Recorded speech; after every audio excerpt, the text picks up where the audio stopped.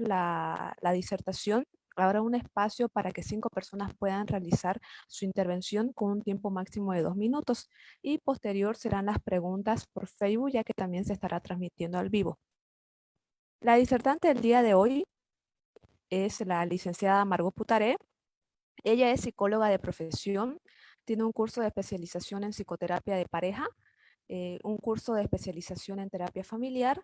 También tiene una maestría en psicología jurídica forense en la Universidad Autónoma Gabriel René Moreno. Muchas gracias, licenciada, por acompañarnos el día de hoy. Tiene la palabra.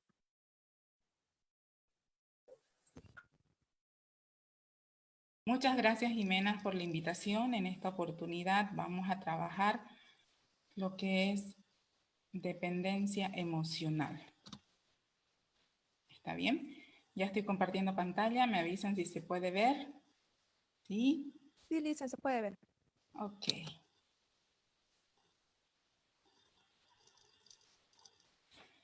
Bueno, entonces, en esta oportunidad vamos a trabajar con esta temática que es realmente de bastante trascendencia y en esta época mucho más todavía.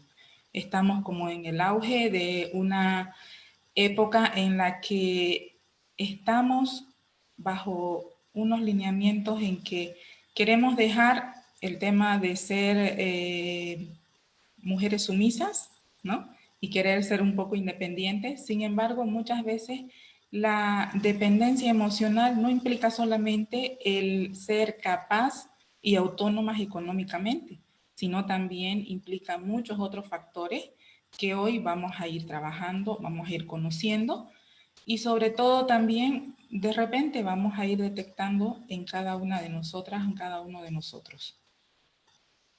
¿Por qué dependencia emocional en la pareja particularmente? Porque la dependencia emocional es un elemento particular que todo ser humano tiene. Necesitamos nosotros como seres humanos interactuar, necesitamos tener este sentido de reciprocidad hacia el otro y el sentido de reciprocidad hacia el otro muchas veces también nos puede enganchar en situaciones patológicas y en situaciones que no son lo más sanas o adecuadas. ¿Qué temas vamos a abordar en esta oportunidad? Vamos a tratar lo que son la afectividad, las emociones, vamos a trabajar el apego, vamos a trabajar también qué tiene que ver el apego con el adulto, tipos de apego, las distorsiones cognitivas que nosotros tenemos, codependencia, vamos a ver el tema de lo que es la pareja disfuncional, cuáles son estas características comunes de la pareja disfuncional, los comportamientos autodestructivos. ¿Qué es madurar? Realmente nosotros a veces nos topamos con este término en que ya somos adultos, pasamos los 18 años y no falta alguien que nos dice, pero ya, madurar, ¿no? El triángulo de Karman, algunos otros recursos que vamos a utilizar para ver qué es lo que nos puede servir, nos puede ayudar para poder trabajar el tema de la codependencia. Entonces, ¿qué es la afectividad? La afectividad es un conjunto de emociones y sentimientos que un individuo puede experimentar a través de distintas situaciones que vive. La afectividad reúne todo lo que son las emociones. Y vivimos en una época en la cual nosotros muchas veces las emociones las estamos externalizando, pero de una forma completamente distinta a la de mis tiempos, por ejemplo. Ahora un emoticón es el que nos dice qué es lo que está sintiendo una persona y mucho más todavía en esta época de confinamiento son los que han salido y han empezado a proliferar los emoticones, ¿no? Pero esta afectividad incluye no solamente estas emociones, sino qué estoy sintiendo y qué puedo experimentar a través de esto. Y que estos sentimientos y estas emociones no son malos sentirlas.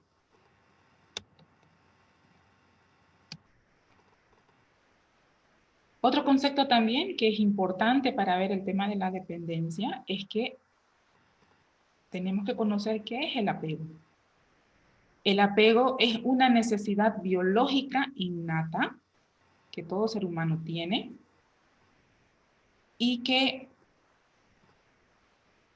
es un vínculo emocional profundo que se establece entre el niño y sus cuidadores desde el nacimiento, permitiéndole desarrollar su manera de ser, de vivir, pero de vivir las relaciones cercanas a él. ¿Y el apego entonces qué tiene que ver con el adulto? Pues bien, el apego es algo que se va desarrollando en la infancia, pero que también va a trascender en nuestra vida adulta, porque haber vivido un tipo de apego u otro va a determinar los posibles problemas que tengamos en la vida adulta.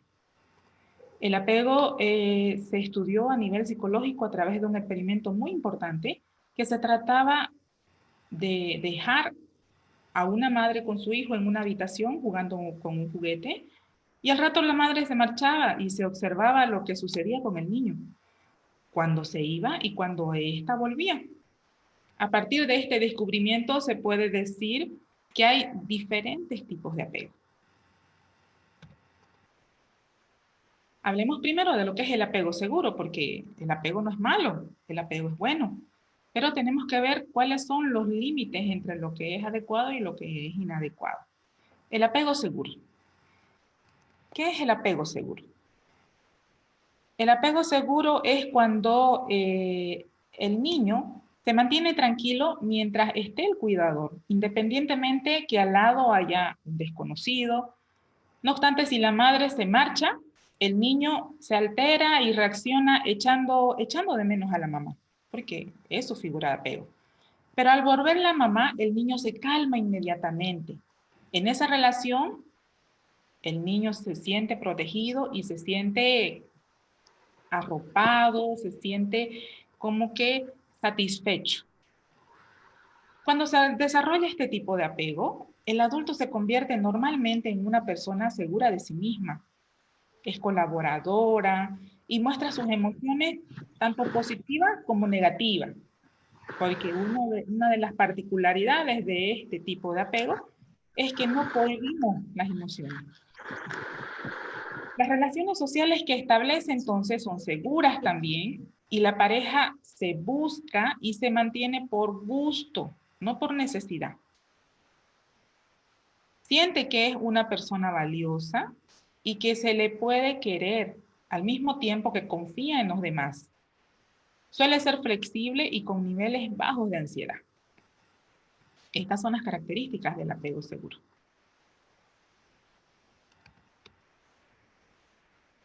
Entonces, vamos a ver ahora ya, después del apego seguro, que existen otros tres tipos de apego. Y estos otros tres tipos de apego influyen en cada uno de los comportamientos distorsionados que de repente algunas veces nosotros adultos ya tenemos. Apego inseguro o el apego evitativo. Pueden ser padres que suelen estar poco disponibles y son muy pocos afectivos. Cuando la madre o el padre se marcha, el niño no se ve afectado, aunque se siente amenazado. Y cuando el cuidador vuelve, la madre o el padre, el niño lo ignora. En la vida adulta, este tipo de niños suelen ser personas que tienen poco contacto con sus emociones o directamente las rechazan u ocultan. Suelen ser personas solitarias que no brindan su apoyo y aprenden que el sufrimiento o la queja no hay que mostrarlas. Se consideran personas poco dignas de ser queridas. No se consideran valiosos y se centran en cuidar de ellos mismos. Son despreocupados de los demás. Por lo tanto, tienden a desconfiar del resto. Son incoherentes y a veces demasiado rígidos. Pongamos una historia común. Él trabaja y pasa más tiempo en el trabajo para regresar a la casa y ella hace lo propio. Ambos regresan en silencio, el esposo o la esposa, con el ceño fruncido, con la máscara del hastio, para manipular las reacciones del otro. Él insiste en no escuchar los reclamos de ella, solo piensa en llegar, sentarse, descansar, agarrar el control, ver la TV, ¿no? Y ella no va a dar explicaciones de lo que hizo en el día y que él se trague los celos. Es una historia común muchas veces en ese tipo de apego. El segundo tipo de apego, estamos hablando del apego ansioso ambivalente. En este tipo de apego, el niño que desarrolla este tipo de apego se muestra inseguro, aunque esté la madre o esté el padre. Cuando el cuidador se marcha, puede mostrarse furioso o pasivo, cualquiera de los dos extremos, y no se calma con el reencuentro.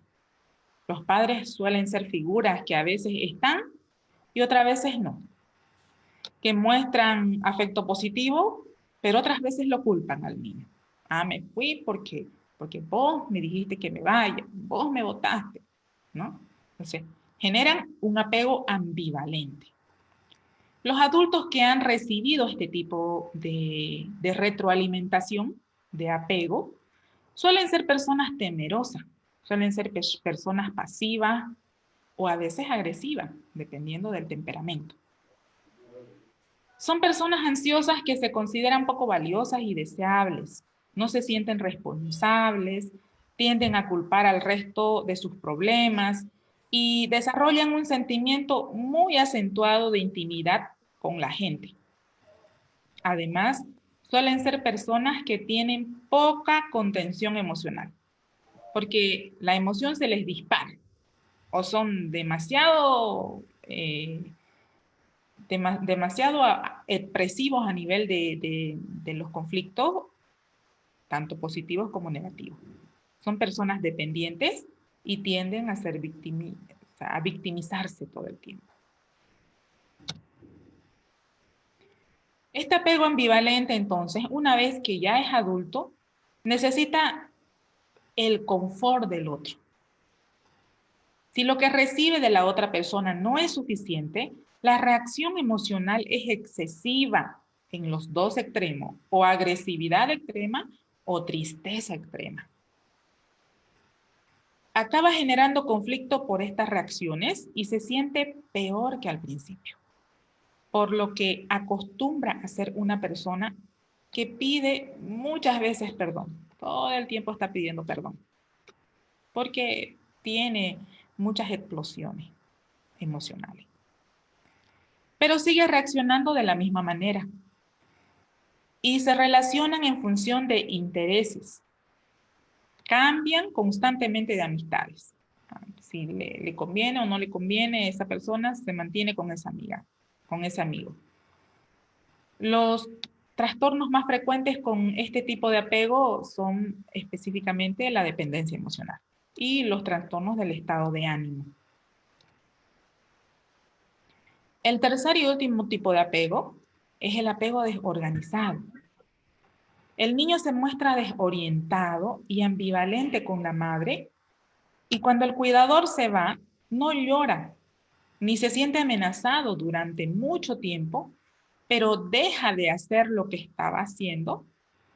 Al encontrarse con la madre nuevamente, que la madre se ha marchado y vuelve nuevamente, el niño se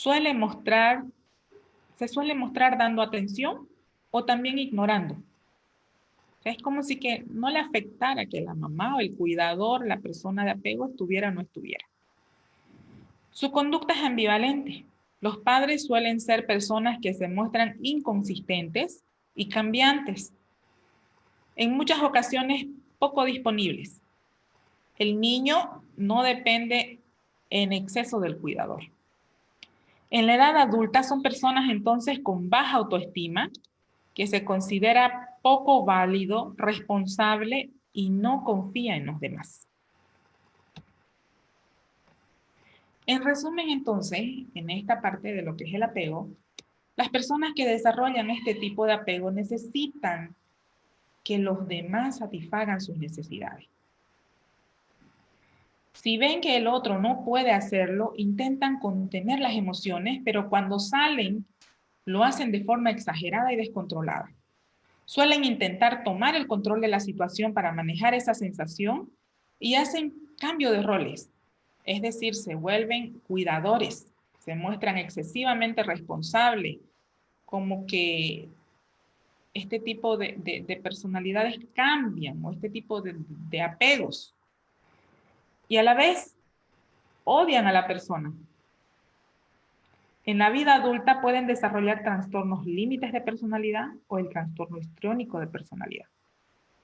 Tienden a generar también en la vida adulta dependencia emocional, ya que las mismas personas que les cuidan son quienes les hacen sufrir y se aferran a ellas como tabla de salvación. ¿Qué existe entonces aquí? Pues sí, existe una distorsión cognitiva. ¿Cuáles son entonces las características de una relación sana? Una relación sana debe de contar con estas capacidades. La capacidad de que yo soy responsable de mis pensamientos, yo soy responsable de mis sentimientos, yo soy responsable de mis acciones. Él o ella, entonces, cuando hablamos del otro, decimos, eres responsable de tus pensamientos, eres responsable de tus sentimientos, eres responsable de tus acciones. Esa es la lógica de una relación sana. Sin embargo, la relación de codependencia, pienso en el yo, que yo soy responsable de tus pensamientos. Pienso que yo soy responsable de tus sentimientos. Pienso que yo soy responsable de tus acciones.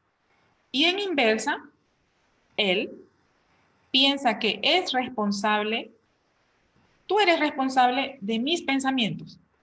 Tú eres responsable de mis sentimientos y de mis acciones. Entonces, hay una distorsión cognitiva si nos estamos dando cuenta.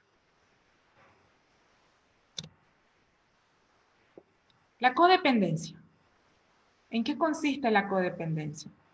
Consiste en estar total o casi totalmente centrados en una persona,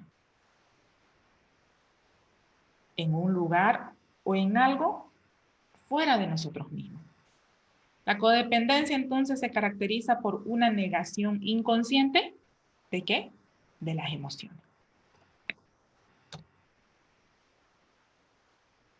¿Qué síntomas nos generan entonces? Los síntomas que genera la codependencia son una conducta controladora, ¿no? Una conducta desconfiada, un perfeccionismo extremo, evitar hablar de los sentimientos, problemas con la intimidad, comportamiento protector, hipervigilancia, estar siempre al acecho, malestar físico debido a estrés, porque somatizamos mucho, ¿no? Personas que tienen este tipo de características de codependencia. A menudo la codependencia va acompañada por depresión, ya que él o la codependiente cae ante sentimientos de frustración o de tristeza extrema. ¿Por qué? Por su incapacidad de realizar cambios en la vida del otro. Ella o él no piensa en hacer cambios en su vida. Piensa en cambiarlo al otro. Y me atrevería a sugerir. Y luego puede llegar también a producir ataques de pánico en quienes lo padecen.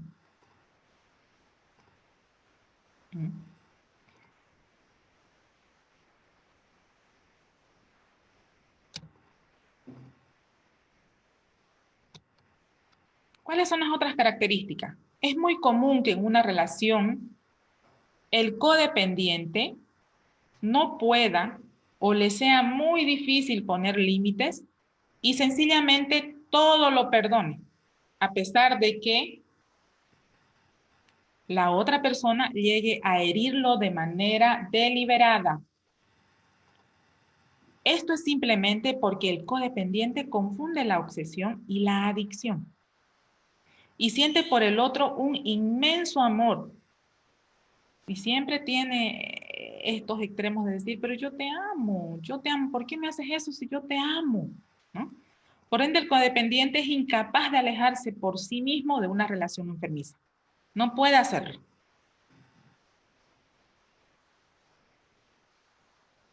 Y es muy común que llegue a pensar que más allá de esa persona no existe más, no existe mundo, no va a poder encontrar otra persona con la que él o ella pueda unirse, su alma gemela.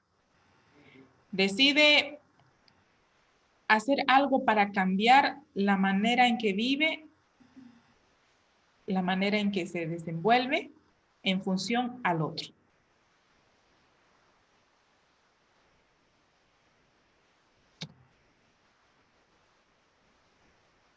¿Esto es una pareja disfuncional? Sí, una pareja disfuncional. Una pareja disfuncional, entonces, es la que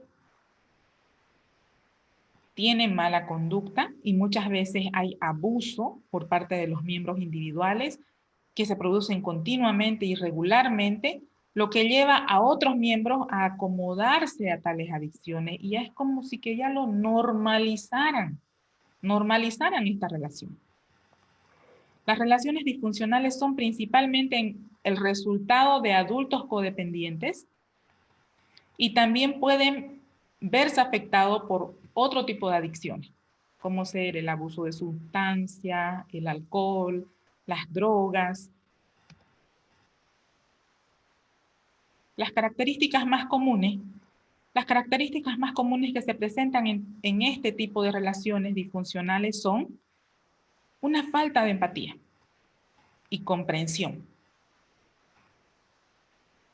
una falta de sensibilidad hacia el otro miembro, acompañada por otra parte de la expresión de empatía extrema hacia otras personas o hacia otros miembros de la familia, o incluso hacia mascotas que tienen necesidades especiales, reales o percibidas.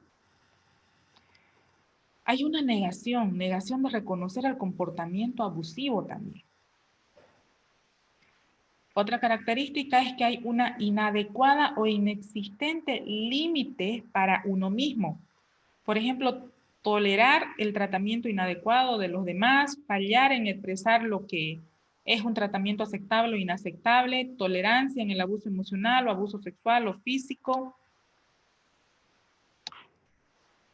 Las características comunes son falta de respeto de los límites del otro. No hay respeto en los límites. Por ejemplo, tiene facilidad de deshacerse de los objetos personales que pertenecen a otros. El contacto físico, que no le gusta que la otra persona tenga ciertos contactos físicos con otros que no son él o ella. Romper promesas importantes sin causas justificadas. Violar a propósito un límite que otra persona ha expresado. Extremos en conflicto, ya sea demasiado, lucha o argumentación insuficiente entre los miembros de la familia. Desigualdad o trato injusto.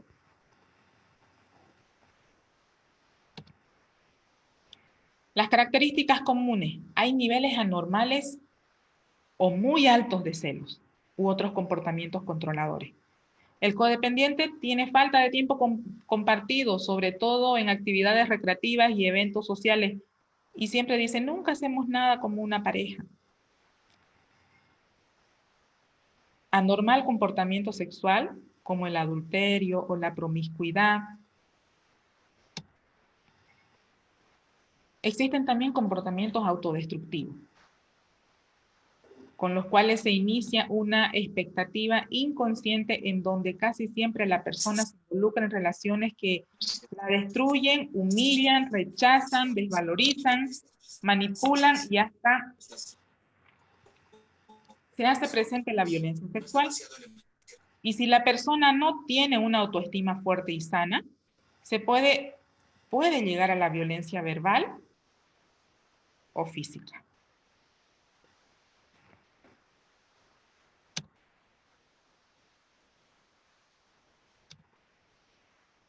¿Tiene que ver con la crianza? Sí, hemos visto hace un momento específicamente todo lo que se trabajaba, el tema del apego, tiene que ver con la crianza. Son muchas parejas que permanecen en este tipo de relaciones porque este ha sido también un modelo de convivencia que han vivido desde su infancia, donde han vivido inmersos en el abuso y por lo tanto lo consideran normal o como parte de su dinámica de vida. O ya sea por patrones de convivencia que se fundamentan en el abuso.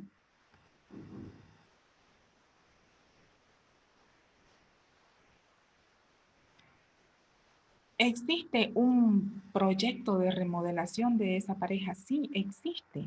Ellos tienen una idea de querer remodelar esa pareja.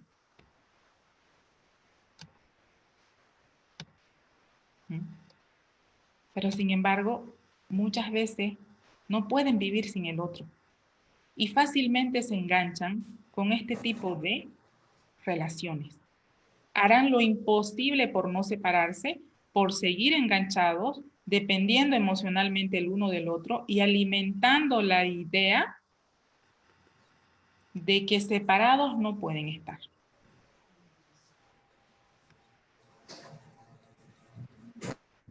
Entonces, ¿qué es madurar? El objetivo al madurar como persona no es volvernos completamente independientes, sino desarrollar lazos de interdependencia sanos con otras personas, tanto pareja, amigos, comunidades, etc. Por otro lado, hay muchas personas que en su edad adulta no buscan una relación horizontal, sino más bien una relación vertical. Alguien que les cuide, que les provea, o bien alguien a quien cuidar, a quien salvar, o incluso alguien a quien dominar. Vemos el gráfico en pantalla. Otra vez borracho, ¿no pensabas en mí? Ah, no. ¿Y por qué crees que me emborraché? ¿No?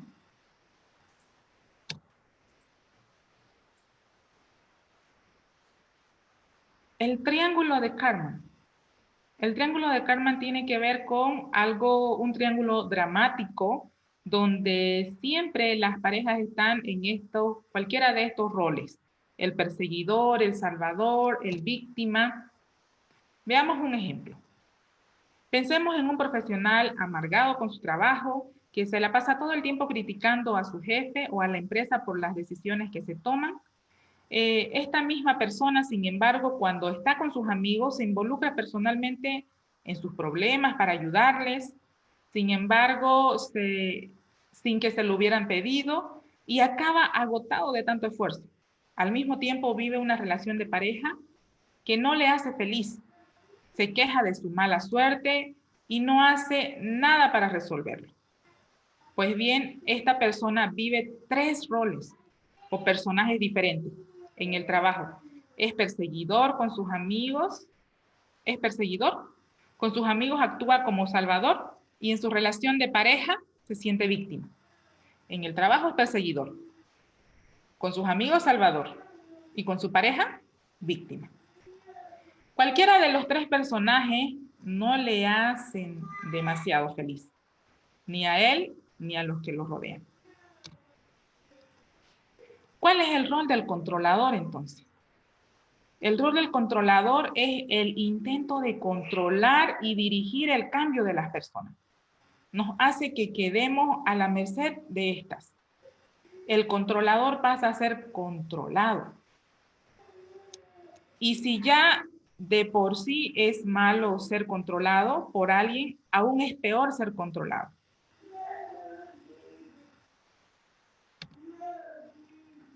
Control total. Trata de controlar, manipular, porque ahora la vida de su pareja le pertenece.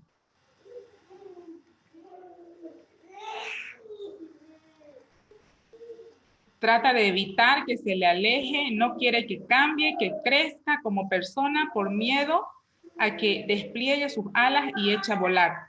Tiende a crear dependencia hacia él o ella en los demás.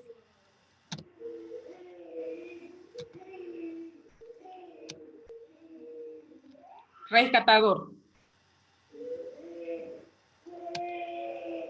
consiste en hacer cosas por los demás que son perfectamente capaces de hacer por sí mismos y que probablemente deberían estar haciendo. Pero por alguna razón, en algún momento de nuestras vidas, asumimos que nuestra obligación o deber era cuidar de los demás. Que de esa manera debemos actuar.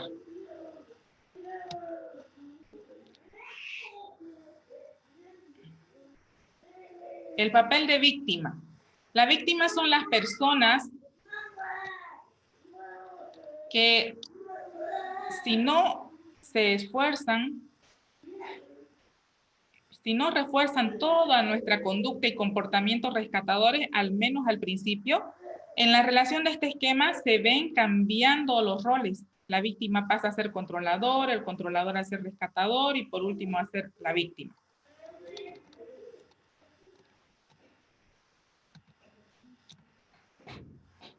El desafío consiste en salir de él y para ello tenemos dos claves.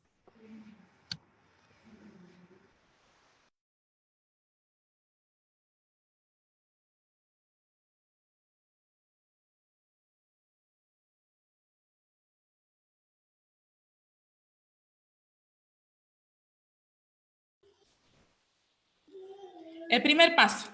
Necesitamos reconocer que estamos en la actitud de perseguidor, de víctima o de salvador. Cualquiera de los dos, necesitamos reflexionar en esto. El segundo paso, asumimos la responsabilidad de nuestra propia felicidad y bienestar. Ni criticamos al resto por ser como son, ni nos dedicamos a salvar sus vidas, ni esperamos que nadie nos resuelva nuestros problemas.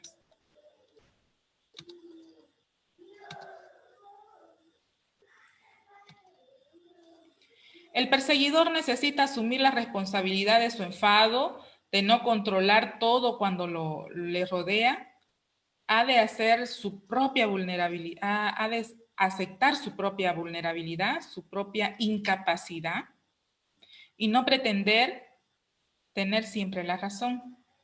En el fondo, es pasar del personaje de perseguidor al de rescatador, a plantear desafíos para que otras personas con sus recursos y habilidades los asuman. El salvador necesita hacerse cargo de su vida, aprender a decir no y a poner sus propios límites. No ha de ayudar a todo el mundo cuando ni se lo han pedido. También lo ha de saber expresar los propios deseos con sinceridad y permitir que otros puedan ayudar. El cambio consistirá en superar el personaje del salvador por el de facilitador, que da apoyo, pero que permite que los otros sean los protagonistas. Y en el rol de víctima, o en el papel de víctima, la víctima necesita recuperar su propia capacidad a través del aprendizaje de sus habilidades. Ha de ganar más confianza en sí mismo, no escapar de otros o de lo que los otros le digan. El cambio se consigue cuando la víctima asume el personaje de creador, de quien diseña sus propias decisiones. Las relaciones sanas. Hay dos variables que condicionan nuestra capacidad para relacionarnos y vincularnos de forma sana. Están relacionadas con los estilos de apego entre los primeros años de vida, como ya lo hemos visto. Y estas son las variables que nos van a ayudar a tener una buena regulación emocional, a tener la seguridad o la confianza relacional. ¿Qué es la regulación emocional, entonces? La regulación emocional de los estados de ánimo es aquello que pongo en marcha para intentar cambiar mi estado emocional. Puede ser a través de la autorregulación, lo que hago yo solo para intentar cambiar. Por ejemplo, si estoy en una situación de estrés, en una situación angustiante, en una situación difícil, ¿qué hago yo para poder cambiar esa situación? Puede ser hacer deporte, meditar, leer un libro, escribir. O sea, esto es tener la capacidad de autorregularnos. La capacidad de la autorregulación se adquiere a lo largo del tiempo. No es algo que simplemente lo tenemos. Tenemos que aprender a manejarlo. Es como cuando estamos andando en bicicleta. No todos nacimos andando en bicicleta. Todos tenemos que aprender a andar en bicicleta, ¿no? Montar un caballo. Todos tenemos que aprender a montar un caballo, porque si no nos subimos nos podemos caer a la primera. Entonces la autorregulación es lo mismo. Necesitamos desarrollar esta capacidad. Se adquiere a lo largo del desarrollo. Los niños pequeños no son capaces de autorregularse, por lo que dependen de una corregulación por parte de sus padres o de sus cuidadores. ¿Qué es la corregulación? Es lo que yo hago con la ayuda de otros. Por ejemplo, salir con mis amigos, para que yo no me quede en mi casa pensando, mejor salgo con mis amigos. Pedir consuelo o consejo, buscar contacto físico de los seres queridos. Eso es mi corregulación.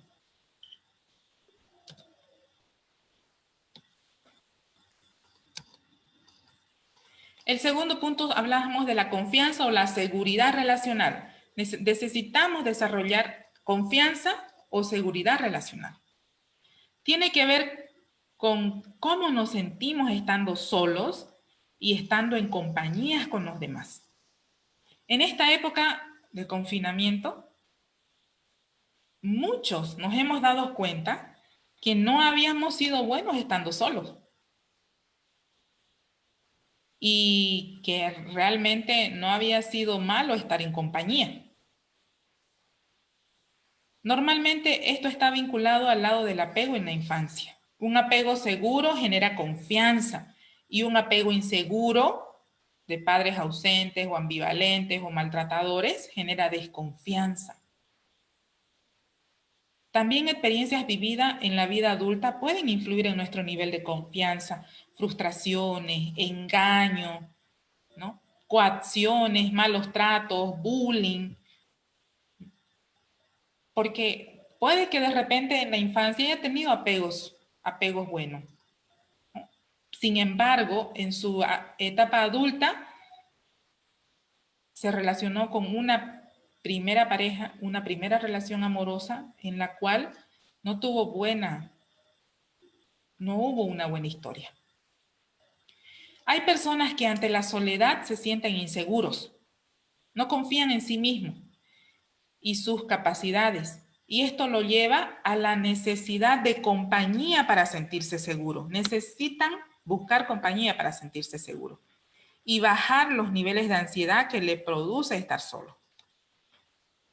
Por otro lado, hay personas que no se sienten seguras en sus relaciones con los demás y desconfían mucho.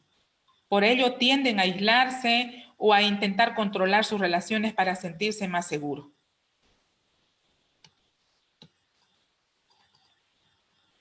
Necesitamos fortalecer nuestra autonomía, trabajar nuestra capacidad de autorregulación, saber reconocer nuestras emociones, poner en marcha acciones para regularlas y sentirnos seguros, estando solos con nosotros mismos, tener confianza, aprender a vivir el presente y a relajarnos.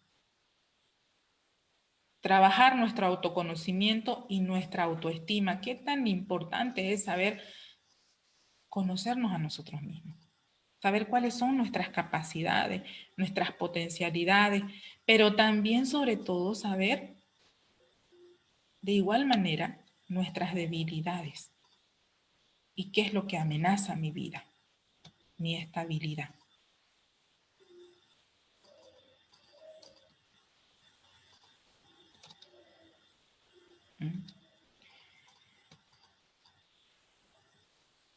Entonces, fomentar nuestra capacidad de intimidad implica saber corregularme, contar con los demás, saber comunicarme, compartir mis emociones y saber corregular a otros, es decir, saber escuchar, saber ser empático.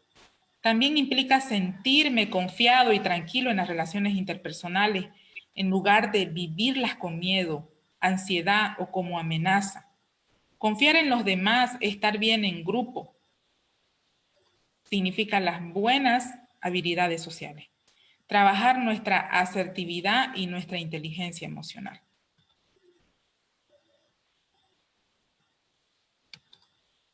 Bien. Esto es lo que he podido trabajar en esta oportunidad respecto a lo que es la dependencia emocional. Jimena, deseo la palabra. Bueno, claro. Muchísimas gracias, Licen, por la disertación. La verdad que fue una temática muy necesaria, más aún ante la situación en la que nos encontramos actualmente, ¿no? Y bueno, ahora vamos a proceder a lo que son las preguntas por chat que fueron formulando los participantes. Una de las preguntas es, ¿de qué manera podemos lograr tener una regulación emocional dentro de la pareja? Ante todo, nosotros necesitamos, en primer lugar, conocernos a nosotros mismos. El primer paso para poder nosotros mejorar es el autorreconocimiento. Reconocer cuáles son mis capacidades, cuáles son mis potencialidades, cuáles son mis virtudes, pero también mis desventajas, ¿no? ¿Para qué? Para no entrar en este ciclo vicioso, en este triángulo, en el cual en cualquier momento yo puedo ser el perseguidor, yo puedo ser el amenazador, como también me puedo poner en el rol de víctima. Entonces, ¿qué necesito yo? Primero, aprender a autoconocerme. El autoconocimiento personal. El saber quién soy. Más allá de que solamente me lo pregunten cuando vaya a hacer una entrevista de trabajo, ¿y quién es usted? Escríbase a usted mismo. Entonces, empecemos nosotros a hacer ese mismo trabajo, esa misma retroalimentación para conocer nuestros límites, entendernos a nosotros mismos. Ese es un paso y ese es un elemento principal para que así yo no esté teniendo una conducta reflejo en mi pareja. Porque muchas veces las conductas que no me agradan a mí son las que observo claramente en mi pareja, pero como yo no las puedo ver en mí, las observo en mi pareja. Entonces, ese es uno de los puntos principales, ¿verdad? El autoconocimiento, el primero. Listo, Licio. Otra de las preguntas es de Fabiola Aracuo, que pregunta, ¿puede existir dos tipos de apego en una sola persona? Sí, puede existir,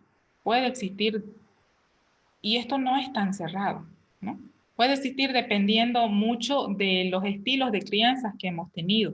Entonces, los estilos de crianzas que hemos tenido, muchas veces hemos tenido estilos de crianzas autoritarios, hemos tenido un padre autoritario, una madre permisiva. Entonces, eso también influye para que nuestros estilos de apego o nuestra manera de manejar los apegos se hayan desarrollado de una u otra manera y los afloremos ya dependiendo de la situación de mi propia crianza, de mi propia historia personal.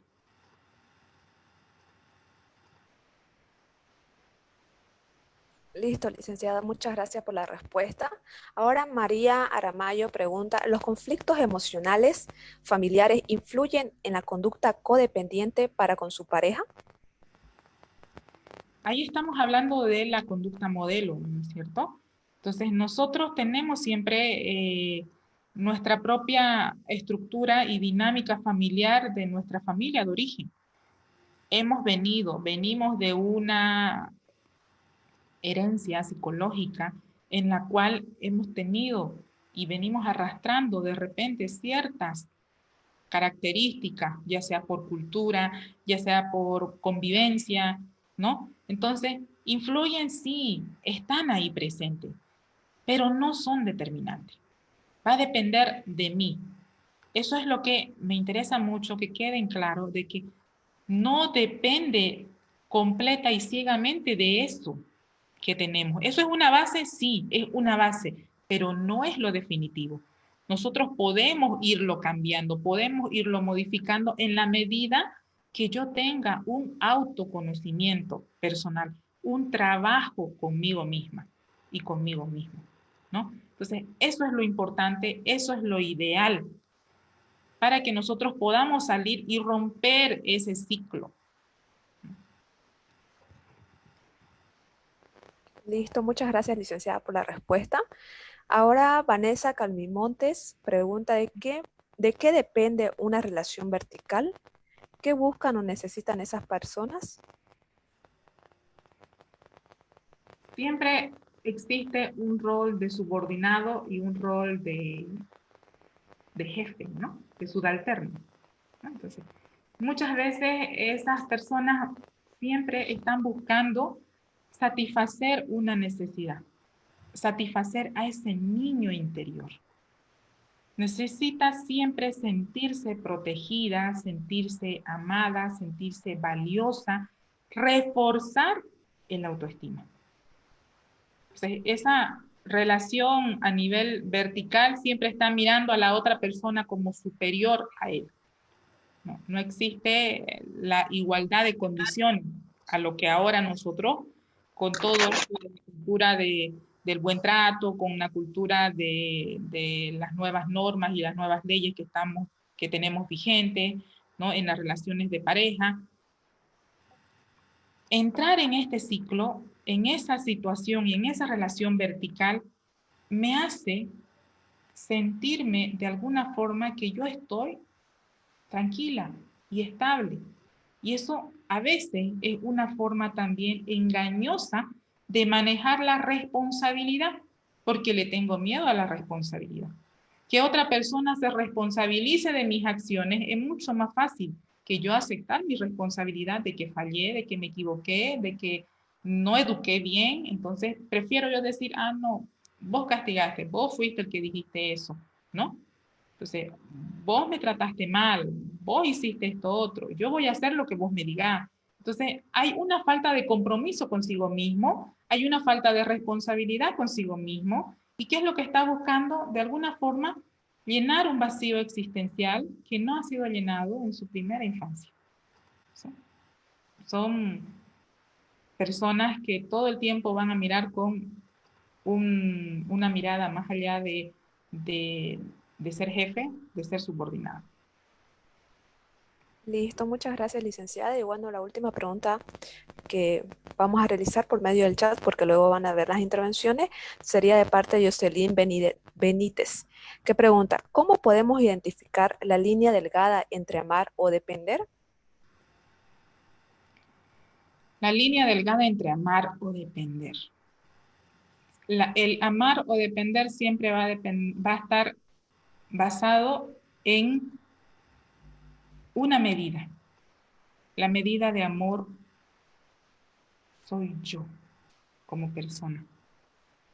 No al nivel del narcisismo, claro que no, pero sí al nivel del respeto hacia mis capacidades, hacia mis potencialidades, ¿no? Hacia ese yo sano, hacia ese yo maduro que implica responsabilizarme, que implica, ¿no? Autoconocerme, que implica muchas otras facciones de mi yo mismo. Entonces, el amar o depender, esa línea estrecha, va a estar basada en cuánto amor propio tengo hacia mí misma. Es ahí donde va a ver realmente la importancia de saber cuánto estoy dando o si estoy dando de más para no sentirme insatisfecha. Si yo siento que algo me es insatisfecho para mí, ¿no? Entonces, eso me está dando ya una luz de que estoy amando demasiado. ¿Está bien? Bueno, muchísimas gracias, licenciada, por la disertación. Ahora damos espacio para que 5 personas puedan realizar su intervención. Por favor, pueden levantar la mano para que se les ceda la palabra.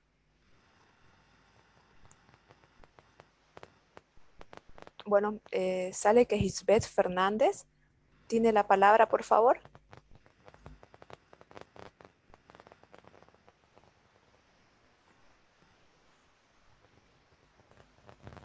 Lisbeth Hola, Fernández. hola, Sí, hola. se ¿Me escucha. escuchan? Hola, Sí, sí. encantada. Muchas gracias por la exposición. A mí me llama la atención y quisiera en eso hacer como una reflexión con el grupo. Cuando tú hablabas de codependencia y de una relación sana, ¿no? Las dos cosas, este, eh, ponías el acento en que a la persona le cuesta mucho terminar la relación, ¿no? Una relación que es inadecuada y le cuesta terminarla porque es codependiente.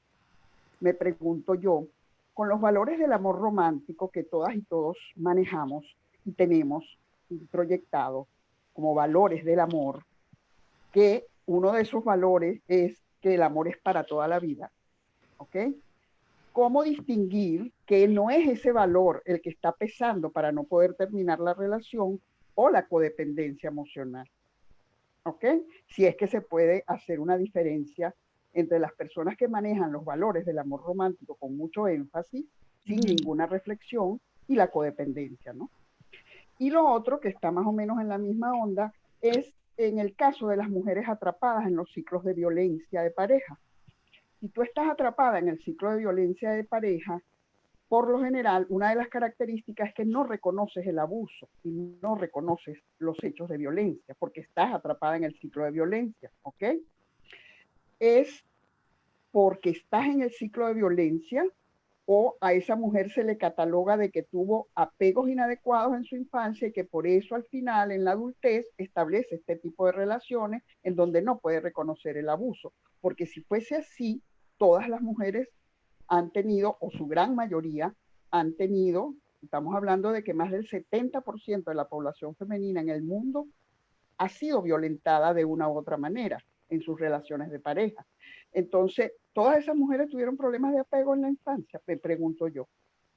Es un poco esa reflexión, ¿no? Cómo manejar esos límites entre el amor romántico, las mujeres atrapadas en el ciclo de violencia, porque la violencia es un hecho social, ¿ok? Es un hecho que tiene que ver con la violencia estructural y la violencia asumida como relación de poder del hombre sobre la mujer, sobre todo en las relaciones heterosexuales.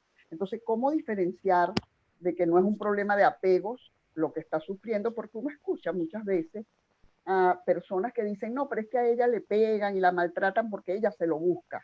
Es que ella tiene un imán para atraer a la gente que le golpea.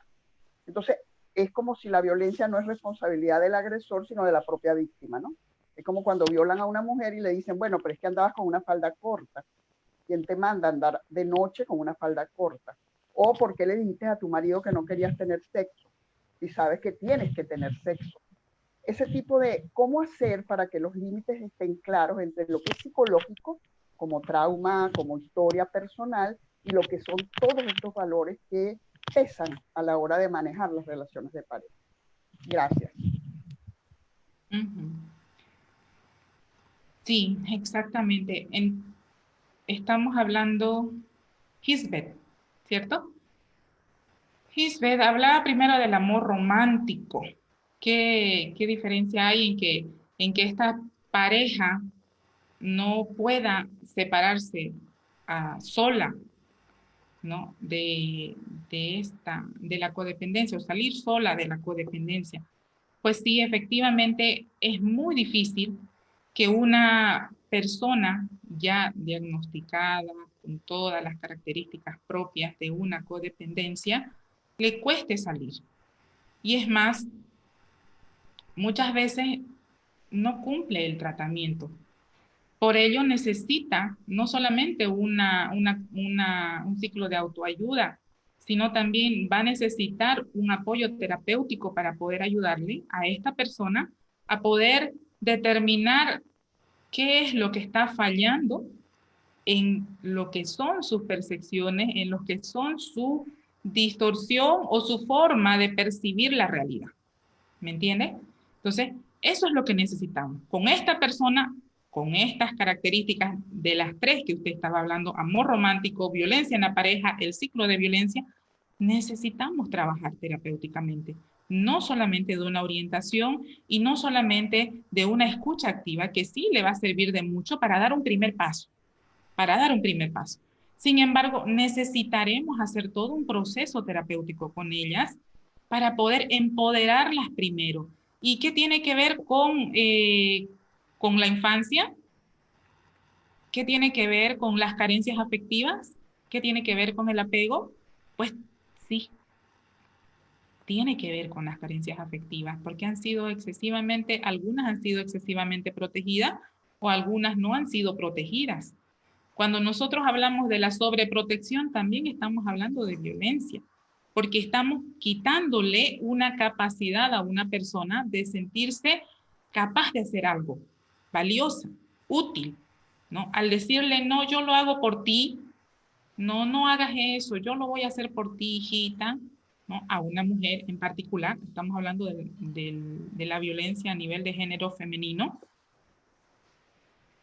le estamos quitando un poder, el poder de decisión, el poder de elección. La hemos tenido muy sobreprotegidas. Entonces, en la adultez van a ser presa fácil de poder engancharse con personas abusivas.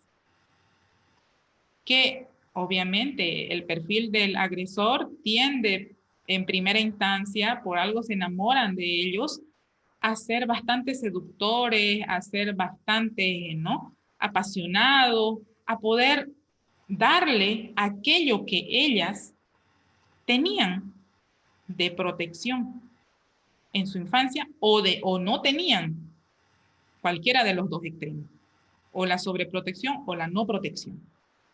Tiene que ver mucho con el apego también, porque otra de las características de estas personalidades, de esta personalidad de la víctima, es que hay miedo al abandono, a la soledad, hay una aceptación de la violencia como algo normal, hay una dificultad para reconocer que me están violentando, hay una negación. Entonces existe esta dependencia emocional porque ella se pone en un rol pasivo, se pone en un rol de sumisión, en un rol de sometimiento a sus relaciones. El concepto de amor es como un concepto de sacrificio, llegando al altruismo extremo, al que dan todo por su familia, dan todo por su pareja. Si es que ya tienen hijos, dan todo por sus hijos y ponen en muletilla, la muletilla, no me separo y lo aguanto por mis hijos. Entonces el concepto de amor está distorsionado. No aceptan haberse equivocado cuando han sido de repente, tienen otro tipo de personalidades más, o un tipo de temperamentos más bien, no aceptan haberse equivocado. Y como no aceptan equivocarse, no quieren cambiar de pareja y van a tener que aguantarlo y lo aguantan y tienen un proyecto de vida en el que van a mejorarlo. Es como su reto. Entonces, por eso a veces la violencia de pareja y la violencia en función de género es a trabajarlo, pero así, con pinza, para ver primero, diagnosticar la característica propia de la personalidad de cada persona, de cada víctima, de cada ser humano, de cada sujeto, para poder determinar cuál es el abordaje que yo voy a seguir, cuál es el abordaje que yo voy a tomar. ¿Me entiende?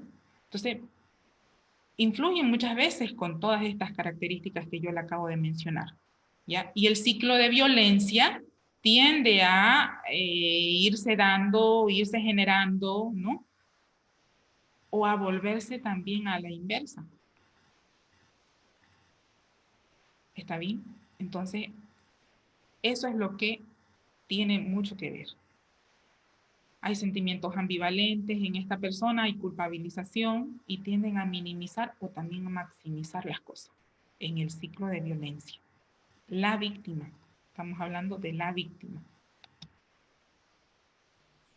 ¿Ok? Bueno, muchas gracias, licenciada. Ante la respuesta, ahora tiene la palabra Gary Cabrera.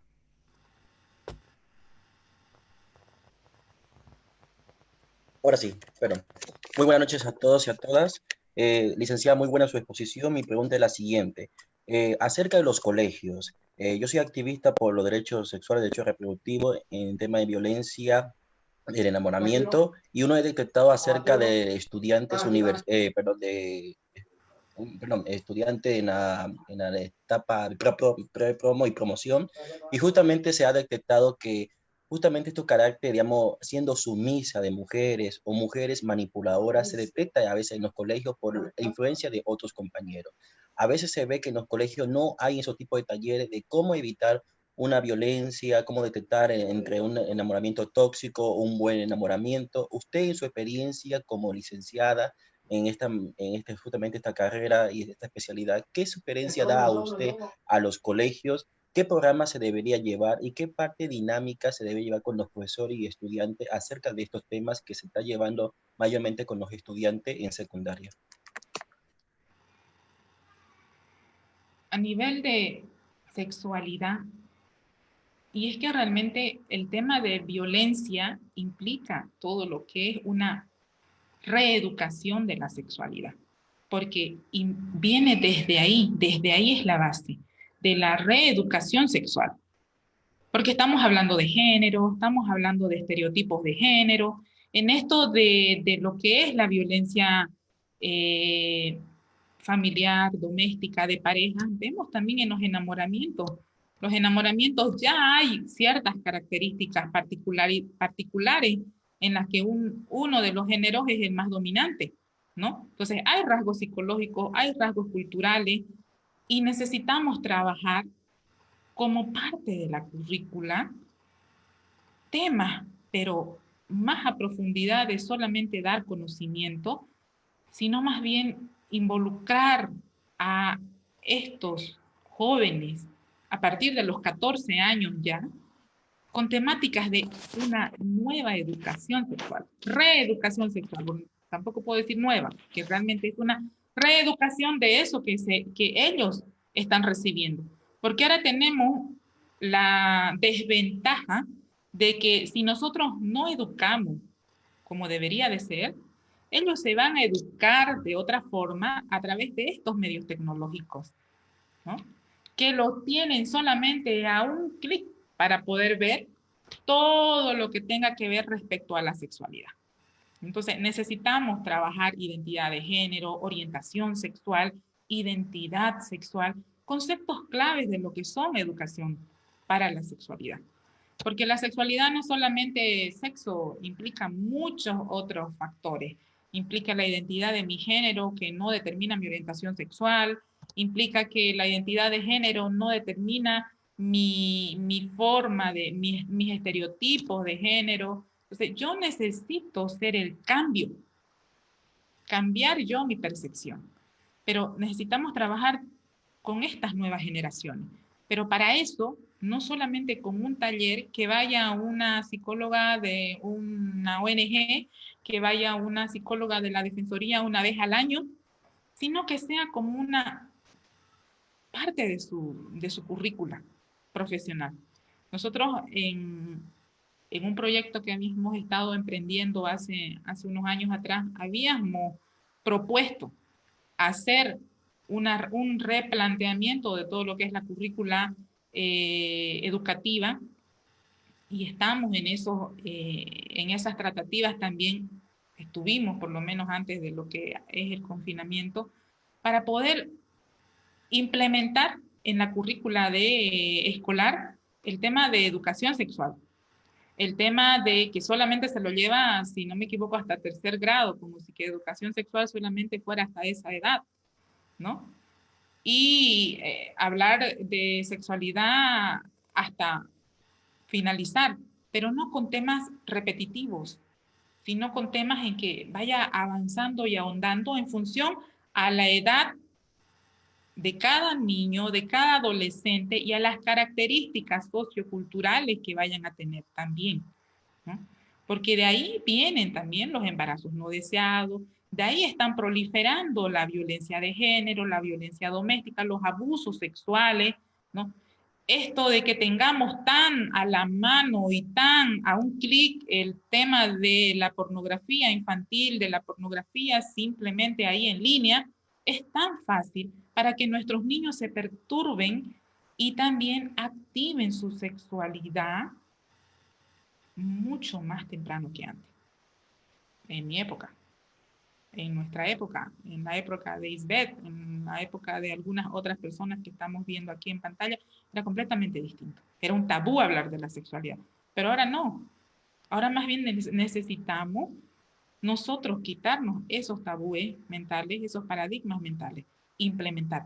Y un segundo proyecto es que necesitamos trabajar proyecto de vida con ellos. Porque el proyecto de vida no es cuando ya están a los 18 años nada más. El proyecto de vida lo necesitamos trabajar previo.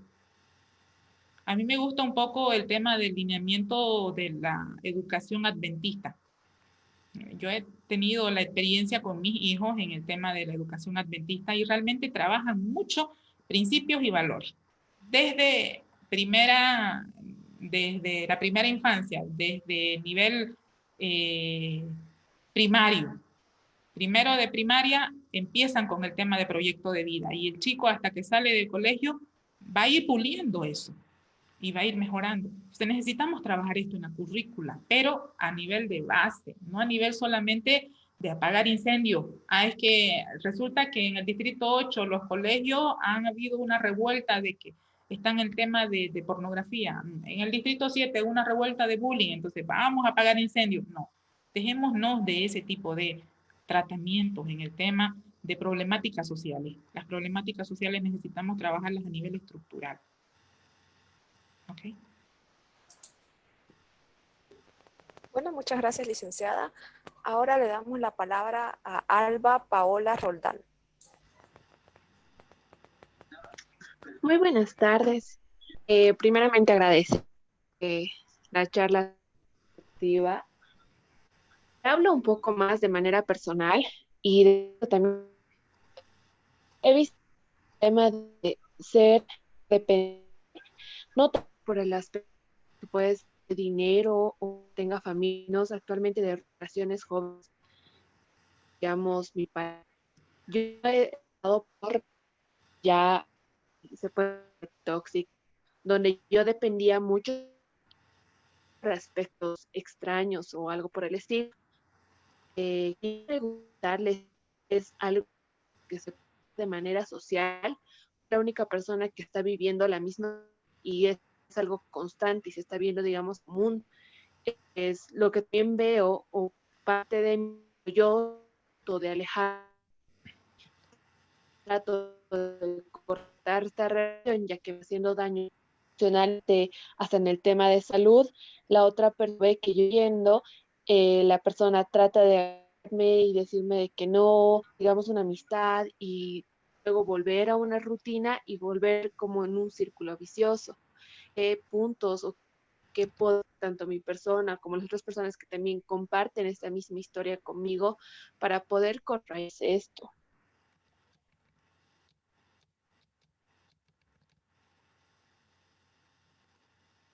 Muy bien, Alba, voy a intentar contestarte un poco porque estabas entrecortada y no escuchaba muy bien tus palabras, pero hablabas un poco del tema de codependencia y cómo cortar el vínculo con esta otra persona.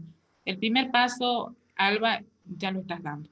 Te estás dando cuenta y el darse cuenta es el primer paso. El segundo paso, buscar ayuda. Necesitas buscar ayuda. Más allá de que solamente yo te dé unos consejos, unos tips, la codependencia es algo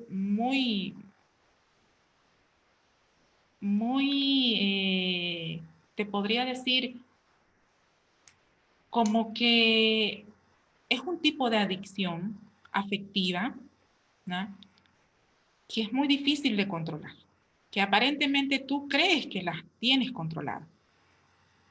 Puede que superes de repente una ruptura, aparentemente. Si tienes una personalidad extravertida y demás, y empiezas a hacer más vida social y esto que lo otro, puedes superar.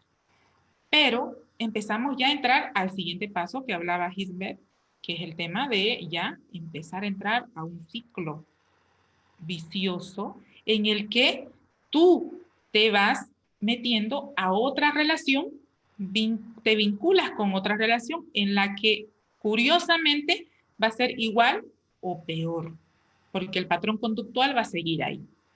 Entonces, por lo tanto, tú estás dando el primer paso. tú u otras personas están dando el primer paso, el darse cuenta, el informarse. Esto había sido con este nombre, esto se había llamado de esto, ¿no? Ahora, las indicaciones de cómo manejar y cómo trabajar, el tratamiento principal, autonomía. Trabajar autonomía personal. Y la autonomía no es solamente la parte económica, es que nos han metido mucho a las mujeres que el tema económico es lo más importante, ¿no? Entonces, si nosotras las mujeres salimos y nosotras ya estamos trabajando, entonces ya somos como que autosustentables, ya somos autónomas. No es verdad. Inteligencia emocional es otra cosa. Yo puedo ser muy inteligente a nivel cognitiva, pero a nivel emocional no puedo manejar emociones. ¿Eh? Entonces, no tiene nada que ver. Son dos cosas distintas, pero que pueden ir de la mano, sí. Y que va a depender de ti, solo de ti. Autonomía, el autorreconocimiento, ¿ya? Reconocer tus capacidades, reconocer tus virtudes. El primer valor que tengo que reconocer en ti es el valor, porque estás teniendo la valentía de decirlo aquí en público entre estas personas que estás pasando esta situación, ¿me entiendes? Entonces, y el siguiente paso es buscar ayuda, ¿ok? Nutrirte, hacer un replanteo, un recaucheo mental. ¿Mm? Necesitamos hacer eso. Pero eso lo vas a tener que necesitar lo vas a tener que trabajar a través de ayuda terapéutica. Lo necesitas. Porque yo así a grandes rasgos no podría dar un diagnóstico general, no te conozco. Apenas poco o nada casi he escuchado. Estoy salvando algunas cositas que he entendido de tu conversación. Sin embargo, necesitamos hacer un diagnóstico para poder ver qué es lo que necesitas, qué es lo que puedes, en qué manera. Todos tenemos potencialidades, Alba, todas tenemos debilidades, ¿eh? Pero todas tenemos fortalezas y podemos salir de ello. Muy bien. Muchas gracias, licenciada. Muchas gracias, licenciada. Ahora damos paso a Fabiola Araujo. Muy buenas noches, licenciada. Primeramente felicitarle por su excelente exposición. Y ahí mi pregunta va más por curiosidad, ¿no? Ahora es bien común escuchar lo que las personas le llaman que es relación tóxica, ¿no es cierto? En redes sociales, en todas partes lo vemos. Y la mayoría de las mujeres lo llevan con orgullo. Sí, soy tóxica, en memes, en videos lo vemos. ¿De qué forma esto puede llegar a influenciar en la sociedad, más que todo en las jovencitas, las adolescentes, que hoy en día lo ven como si fuese algo normal, que ser tóxico es algo normal, que debería suceder en todos? Y aquí va también mi cuestión, ¿no? Si una relación tóxica es sinónimo de codependencia, y si esto es normal, no, perdón, y si esto es bueno que la sociedad lo conozca como relación tóxica, o qué podemos hacer con esta temática. Muchas gracias, licenciada. Sí, efectivamente, muchas personas estamos psicologizando algunos términos, ¿no? Y haciéndolos como que muy generales. Es como en su momento decir que eras histérica era común, ahora lo común ya es decir eres tóxica, ¿no? Entonces, estamos en esta época en lo que ser tóxica es lo cool, ser tóxica es lo ideal para una chica, ¿no? Y reeducar en estas terminologías y escuchar también, ser un poco empáticas en ello, va a ayudarnos también a entender a la otra persona qué es lo que realmente ella cree por esta terminología, ¿no? O sea, reeducar, si es que estamos hablando de mis adolescentes, hijas, hijos, primos, sobrinas, parientes, vecinas, vecinos, ¿no? Entonces nosotros responsabilizarnos también, porque eso nos está faltando un poco. Responsabilizarnos también de los otros. Como el eslogan que ahora, ¿no? Te cuidas, me cuido. O me cuido, te cuido, ¿no? Entonces, eso es importante igual a nivel psicológico en esta época. Necesitamos cuidar ¿Cuáles son esos términos que está utilizando la otra persona? Si yo escucho hablar algo así con alguien o lo leo en un meme y yo también en algún momento lo hago y lo viralizo también y lo paso, ya estoy enganchada con ese ambiente, en ese entorno. Entonces yo no estoy siendo la diferencia. Y si yo lo escucho de otra persona y no le digo, pero a ver, ¿qué entiendes por esa palabra o qué entiendes por ese término? ¿No? No es sinónimo de que sea algo bonito y puede ser sinónimo de codependencia. Si nosotros ya hacemos esto que se vuelva como un hábito, obviamente que vamos a tener la tendencia, la facilidad a poder normalizarlo en nuestras vidas. ¿Está bien? Entonces, puede ser sinónimo de codependencia, va a depender mucho de cuánto lo he habituado en mí para que esto se quede como algo que yo estoy internalizando y luego automáticamente lo voy a tener como un pensamiento automático y lo voy a ir desarrollando. Mucho va a depender de eso. Sí. Los modelos ahora tenemos que responsabilizarnos un poco con nuestros adolescentes en la medida de que retrasemos la exposición hacia ciertos estímulos amenazadores, sería lo más ideal, ¿no? Retrasar lo más que se pueda. Pero si no podemos retrasarlo, y si ya están expuestos a ello, reeducar. ¿Está bien? Bueno, muchas gracias, licenciada. Y por último, damos la palabra a Jocelyn Benítez. Bueno, un saludo a todas las personas que están conectadas y licenciada, felicitarla por su disertación. Bueno, yo me encuentro estudiando psicología en mi 4º año ya y el año pasado realizamos una investigación acerca de las causas por las cuales las parejas jóvenes decidían separarse. Una de las causas más notables, las que predominaron, era de la mamitis y el papitis, de que muchas veces la pareja tenía un percance y ya el hombre o la mujer iban a su casa. Entonces, o decidían los padres por ellos. Muchos de ellos indicaban de que se alejaban, preferían a su mamá o a su papá que a sus hijos. O sea, es como que preferían ese apego negativo, creo yo, de acuerdo a los estudios que realizamos, porque indicaban de que su competencia no era un ex o una amiga, como muchas veces las parejas tienen ese percance, ¿no? De celos o de que la amiga no, o la ex lo sigue buscando. Pero ellos indicaban de que el tercero era un integrante, un papá, una mamá, y contra ellos no puede existir competencia. Porque si bien decían de que cuando uno se casa, no es que se casa solo con él y se aleja, sino que uno se casa con la familia, ya sea del hombre o la mujer. Entonces mi pregunta es, ¿este trastorno, llamarlo enfermedad o llamarlo un apego negativo, se puede llegar a erradicar? ¿Qué se puede hacer? Porque preferir a un papá que preferir a una familia que ellos decidieron formar es algo incongruente a mi parecer.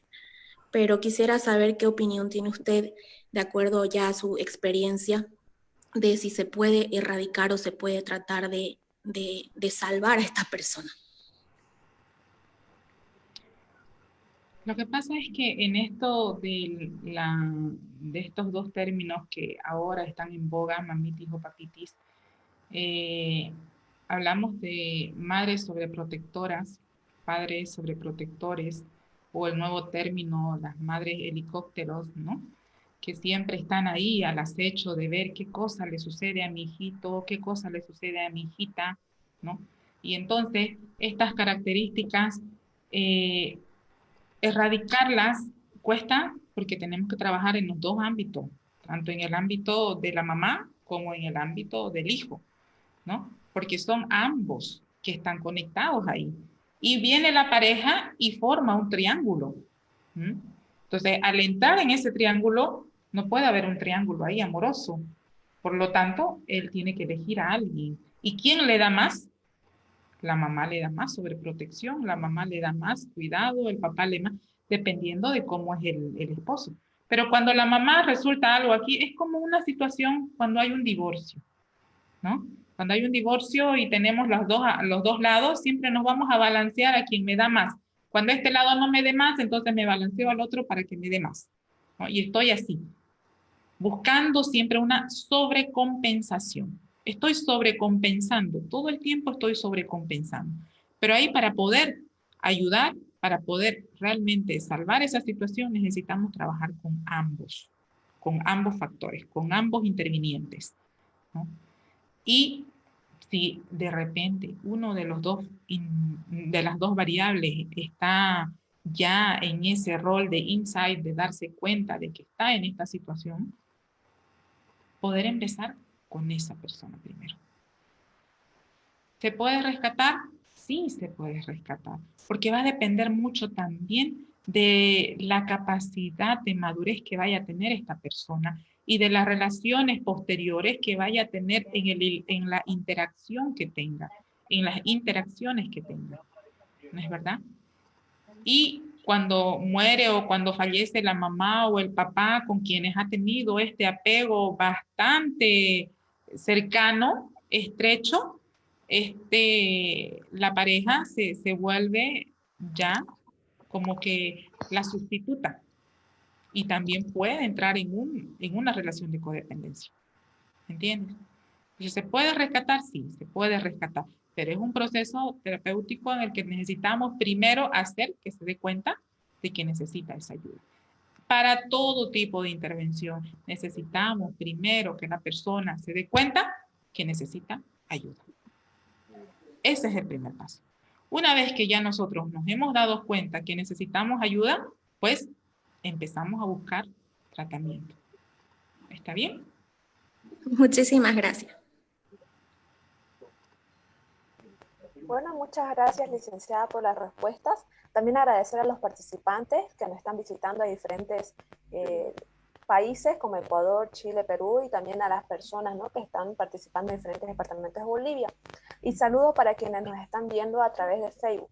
Ahora sí vamos a dar un pequeño espacio para una pregunta de Facebook, que es de parte de Bismarck Cuellar, que dice: ¿cómo buscar diálogo con su pareja si a ella no le gusta hablar y muestra distanciamiento, pero dice que es su forma de ser? ¿Cómo buscar diálogo? Buen punto. Una mujer. Necesitamos entonces ahí poder conocer un poco a la otra persona, ¿no? Porque si es su forma de ser, como tú dices, si es una parte de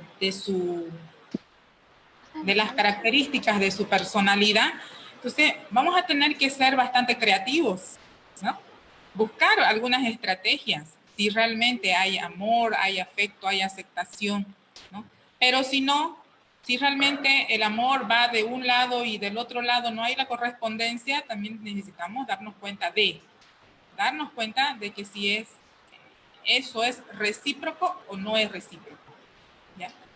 Pero viéndolo desde el lado positivo, desde el lado saludable, y que necesitamos ser más estratégicos y buscar alternativas para poder ver. Si a ella le gusta leer, pues me sentaré a leer con ella, ¿no? Y luego hablaremos de la lectura que hemos tenido. Si a ella le gusta mirar películas, pues me tendré que poner a mirar películas con ella. Entonces, buscar algunas actividades que me unan, que me conecten con esa persona. Eso necesitamos. También los deportes algunas veces nos ayudan a poder relacionarnos, interiorizarnos con esas personas. Las comidas, comer no solamente implica engullir, sino también conectarme con la otra persona. ¿Está bien? Entonces, esas son algunas estrategias y algunos tips que necesitamos para poder tener un poco el acercamiento y la comunicación. No nos olvidemos que la comunicación no solamente es la comunicación verbal. La comunicación implica muchos otros factores también. Estamos hablando de la comunicación no verbal, estamos hablando de la comunicación semántica, muchos otros factores. ¿Me entiendes? Entonces necesitamos buscar estrategias para acercarnos que no sean precisamente siempre los mismos. Salir de la rutina. ¿Ok? Ok, Nuevamente agradecer, licenciada, por su participación y acompañarnos, ¿no?, en esta oportunidad. También agradecer a los participantes y espero que haya sido de buen gusto este tema, ¿no?, porque también nos ayuda a comprender y a cómo llevar una relación sana. Licenciada, ¿quiere decir algo más respecto? Ya la estamos despidiendo, ya va a concluir el webinar. Muy bien, entonces muchas gracias por esta oportunidad de poder explicar un poco sobre esta temática que realmente siempre es importante poder conocerla, poder saberla y buscar soluciones, ayuda. Y si de repente nos hemos descubierto en alguna característica de las que hemos nombrado, pues también hacer frente a ellas y ayudarnos, ¿no es cierto? Y cualquier cosa, mi nombre es Margot Putarés Rivero, yo soy psicóloga, como decía Jimena, ¿no? Agradezco a Jimena, a Gustavo por esta oportunidad, realmente son unos chicos bastante emprendedores, los felicito mucho a ellos también por estas actividades que realizan, ¿no? Son unos sí, ¿no? La época de los sí son. Sí puedo, sí hago, sí logro. Felicidades, Jimena, realmente. Estoy muy orgullosa de ustedes. Y no más. Cualquier cosa, estoy aquí a disposición. Les doy mi número de teléfono, de WhatsApp, por cualquier curiosidad, ayuda, orientación que quieran que yo les pueda hacer. Estoy trabajando en línea, 716-96-66-5. Muchas gracias y buenas noches. Muchísimas gracias, licenciada. Y bueno, y también a los participantes, recordarles que pueden seguirnos por Facebook, en las páginas de ADN Mente y también en la página de Academia de Innovación. Y ahora sí, concluimos con el ciclo de webinar. Espero que haya sido muy grato para cada uno de ustedes. De igual manera, vamos a estar anunciando sobre los próximos ciclos de webinar que vayan a ver. Muchas gracias a todos. Le vamos a dejar de igual modo el número de la licenciada en el grupo. Que tengan una buena noche. Hasta luego. Gracias por todo. Gracias. Muchas gracias.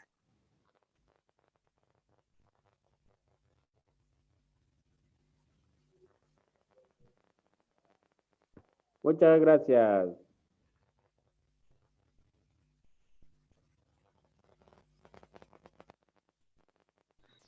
Gracias, licenciada. Gracias a todos ustedes. Que tengan buena noche. Hasta luego.